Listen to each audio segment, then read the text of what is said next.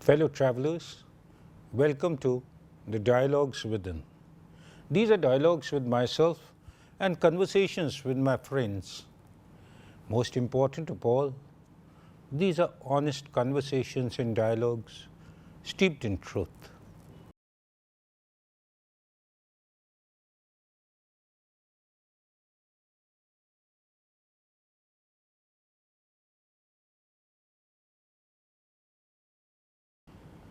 दोस्तों, आज सुबह जब मैं बेड पर ही था, उठा नहीं था, एक कुछ आवाज़ सी सुनी।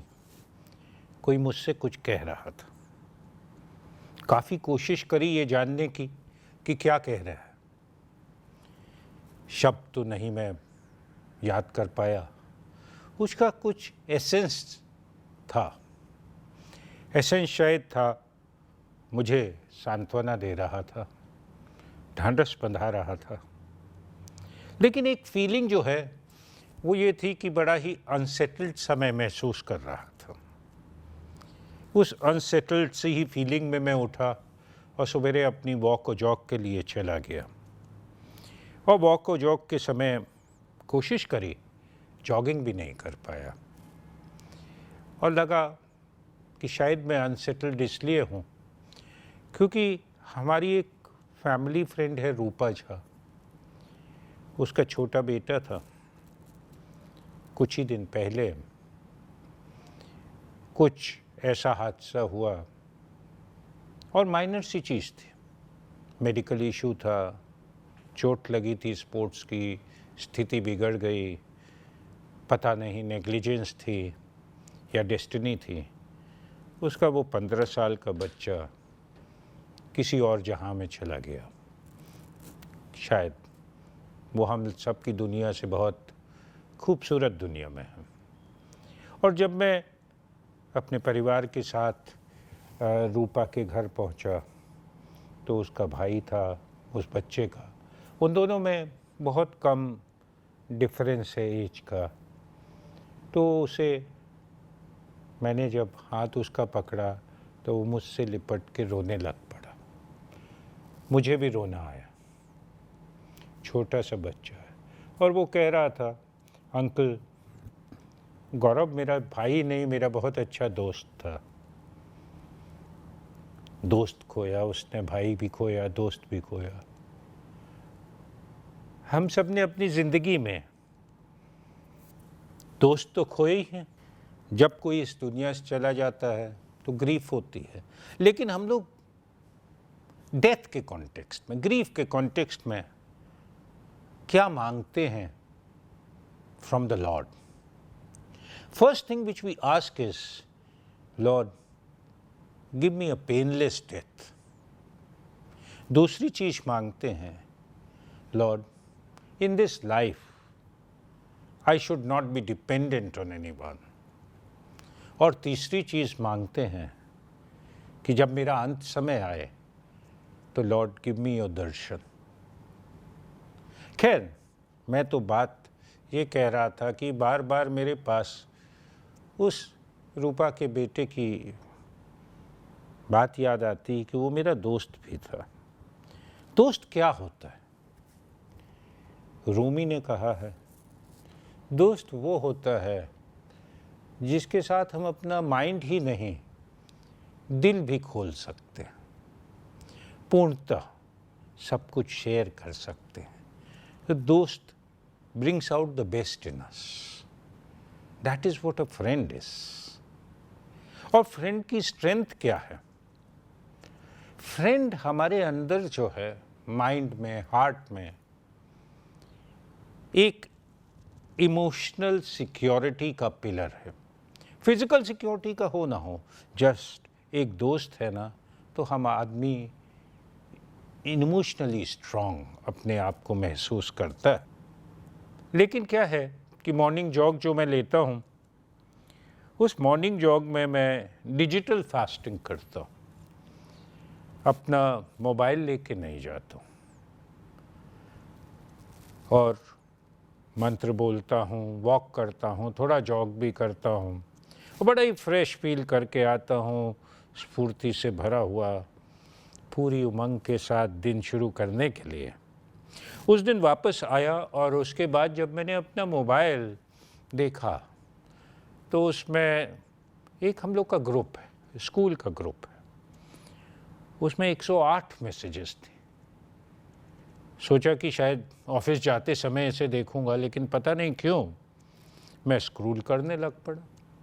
स्क्रॉल करते करते जब ऊपर पहुंचा तो देखा एक उस ग्रुप का नाम है क्लास ऑफ 78, हम लोग स्कूल फ्रेंड्स हैं, कि एक पुरानी एक फ़ोटोग्राफ है क्लास की, उसमें हम लोग सब बच्चे खड़े हुए हैं और उसमें जो है बात हो रही थी फ़ोटोग्राफ के बारे में। और इन बिटवीन किसी ने बोला कि सुनो, ये कपिल है ना, ये जो कोने में इसकी फ़ोटो है लेफ्ट हैंड कॉर्नर में, he is not with us. Kapil दोस्त था और वो इन्वेस्टिगेटिव जर्नलिस्ट था। एक दिन रात को दिल्ली में अपना काम करने के बाद वो बाइक से जा रहा था और उसका एक्सीडेंट हो गया और वो चला गया। कपिल बहुत ही शाय लड़का था, लेकिन बहुत अच्छा क्रिकेटर भी था। अपनी इनिंग्स जो है वो धीरे धीरे सजा के बनाता था और ठीक उसी तरह का इन्वेस्टिगेटिव जर्नलिस्ट भी था। उसका स्टूडियो अपार्टमेंट जहाँ वो रहता था, एक किताब भी अ जेंटलमैन इन मॉस्को खुली हुई थी। अभी तक एक क्वेश्चन मार्क सा है कि उसका वाकई में एक्सीडेंट हुआ था। तो ये बातें ग्रुप पे चल रही थी तो किसी ने बोला, देखो अनिल भी जो है ना हमारे साथ नहीं है। Anil was captain in the army और श्रीलंका में he was martyred, school friend था, वेरी गुड फुटबॉल प्लेयर। और फिर किसी ने बोला विक्रम, और विक्रम के नाम पे तो सब हम लोग दहल से जाते हैं। Vikram had a train accident at a railway station. लेकिन स्ट्रेंज सी चीज़ थी कि जब वो एक्सीडेंट हुआ तो वहाँ पे जो लोग थे वो बताते हैं कि हज़ारों हज़ार ईगल्स, चील उस स्टेशन के पास थी उस समय। एक अजीब सा माहौल था। और एक और साथी हमारे साथ नहीं रहा, वो था शिव। शिव जो है अपर हिमालयस का था, हम लोग के पास आया था, क्लास 6 में ज्वाइन किया था। फोक सॉन्ग्स गाता था अपनी लिल्टिंग वॉइस में, about lovers missing each other, या फिर intense desire to go back to home. Singer था बहुत अच्छा। बाद में वो पढ़ाई नहीं कर पाया, किस कारण मैं नहीं जानता हूँ, लेकिन शिव जो है एक चाय पकौड़े और पतीसे की दुकान पे काम करने लगा। पतीसा क्या होता है आप लोग को शायद मालूम हो। पतीसा बेसन की बर्फ़ी होता है, हिमाचल में बड़ी पॉपुलर है, लोग खाते हैं, lot of sugar, lot of protein in it. तो वहाँ वो काम करता था। और शिव जो है शाम को जब 7-8 बज जाते थे, लोग अपने घर जाते थे, तो अपना गाना गाता था। और कहते हैं जब वो गाना गाता था तो रास्ते वाले रुक जाते थे उसे सुनने के लिए, शिव को। एक दिन क्या हुआ कि सुबह जब सबने देखा तो शिव बेंच पे लेटा था और वो इस दुनिया में नहीं था। उसके चेहरे पे भी वो कामनेस थी जो जब गाना गाता था, जो खुशी दिखती थी, वही उसके चेहरे पे सुबह भी थी। और उसके बाद किसी ने एक बड़ा ही अलग सा कमेंट किया फोटोग्राफ के ऊपर कि देखो इन लड़कों की ये जो हमारे साथ नहीं रहे, एक जिग-जैग लाइन है जिससे कनेक्ट हो रहा है। और वो लाइन आगे जाके किसी को इंगित कर रही थी और यहाँ पे सब लोग चुप हो गए। ऐसा लगा कि एक लाइन उस फोटोग्राफ में मूव कर रही है, अ डेथ लाइन। खैर, कुछ ने मेरे को भी मैसेज भेजा I hope you don't believe in all this hogwash. कोई बात नहीं। एंड पेन तो होता ही है, ग्रीफ तो होती ही है जब कोई अपने फ्रेंड को लूज़ करता है। लेकिन मैंने कहीं पढ़ा है, शायद खलील गिब्रान ने कहा है, Khalil Jibran has said, I think, कि when I planted my pain in the soil of patience, it slowly changed into happiness. Yes, अगर आप कुछ थोड़ा समय दें, पेशेंस रखें, तो जो चला जाता है तो धीरे धीरे आंसू एक स्माइल में बदल जाते हैं। और वो स्माइल पहले तो बड़ी विस्टफुल धीमी सी स्माइल होती है, और फिर जब पूरी तरह आदमी अपने आप को एक्सेप्ट कर लेता है किसी का नहीं रहना, फिर वो हैप्पी मेमोरीज याद करने लगता है, हंस भी लेता है याद करके। तो मैं तो समझता हूँ कि जब कोई इंसान जाता है तो हमें उसका साथ जो हैप्पी मेमोरीज बिताई हैं वो उन पे ड्वेल करना चाहिए। और अभी रिसेंटली मेरी यश से बात हो रही थी इसी टॉपिक पे, तो यश ने बड़ा इंटरेस्टिंग चीज़ बोली। उसने बोला कि जब कोई चला जाता है तो उसके लिए जो बेस्ट ट्रिब्यूट है वो ये होता है कि आपको उसकी पर्सनालिटी में जो अच्छा लगता है उसे अपने जीवन में अपना लो। ये एक बहुत ही सुंदर तरीका है जो चला गया है उसे याद करने का। रूपा का वो छोटा सा बेटा बहुत अच्छा खिलाड़ी था, हंसता रहता था। तो मैंने सोचा मैं भी हंसता रहूँगा उसकी तरह आगे ज़िंदगी में, लेकिन थोड़ा समय लगेगा उसके चेहरे को याद करके हंसने के लिए। फ्रेंड्स, मैं जब छोटा था तो कुछ डिस्कशंस मैंने हेवन के बारे में सुने थे।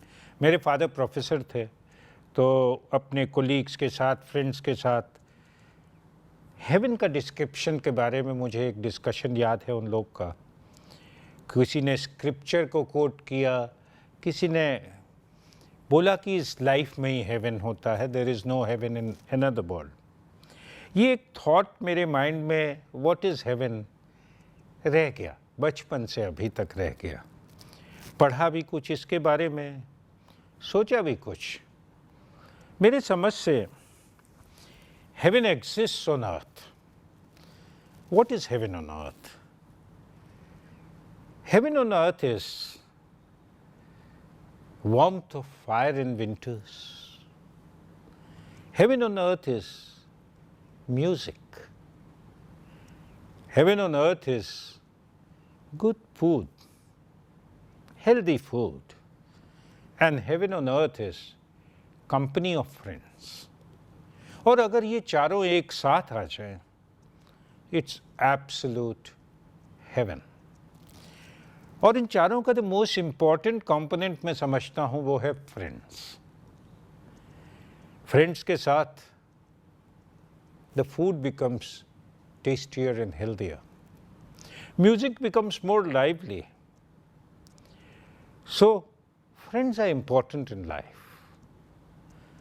And friends are fall back also, क्योंकि हम जिंदगी में अपने फ्रेंड के पास जाते हैं शेयर करने के लिए, एडवाइस लेने के लिए। So they are a fall back. Mahabharat में दुर्योधन का फॉल बैक शकुनी था, और अर्जुन का फॉल बैक लॉर्ड कृष्ण थे। तो दोस्तों, फॉल बैक बड़ा इंपॉर्टेंट है। अपना फॉल बैक, अपने फ्रेंड को बहुत ध्यान से चूज करना। और आज reach out to your friends, those who you are not in touch with, उनसे, या कोई जो कि साइलेंट हो गया है उससे भी, और जो बराबर टच में है उससे भी reach out to your friends because they make your life heavenly. Wishing you all a life full of friends, smiles and cheers.